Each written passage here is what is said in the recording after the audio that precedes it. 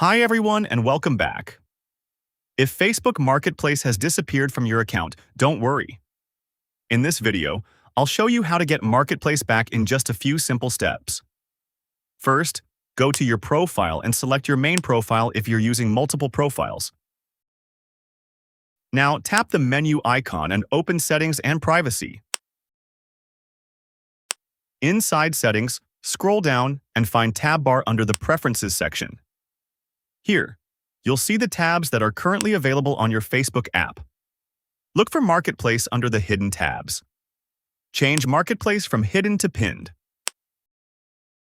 Now, go back to the Facebook home screen, and you should see the Marketplace icon in your navigation bar. Tap Marketplace, and you can start using it again. And that's how you can get Facebook Marketplace back. If this helped, make sure to like the video and subscribe for more useful Facebook tips and tutorials. Thanks for watching and see you in the next video.